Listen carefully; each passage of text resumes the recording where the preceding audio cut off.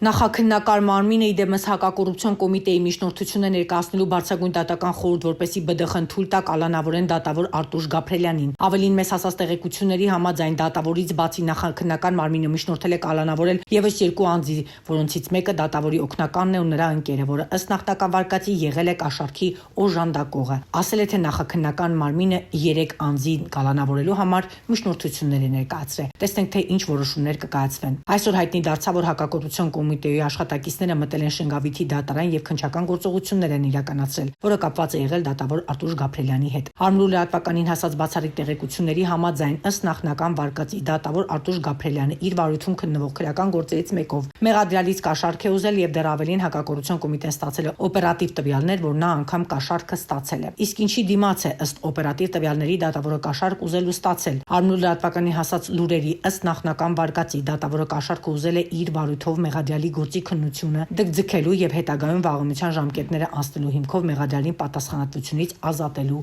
համար։ Մենք կհետևենք քննության ընթացքին, փաստը մեկ բան։ Բարձրագույն դատական խորհուրդը պետք է քննի հակակոռուպցիոն կոմիտեի միջնորդությունը դատավորին կալանավորելու մասով, միջնորդություն է ներկայացվել նաեւ վերջինիս օգնականին եւ ընկերոջը կալանավորելու հետ կապված։ Կհետևենք իրադարձությունների զարգացմանը։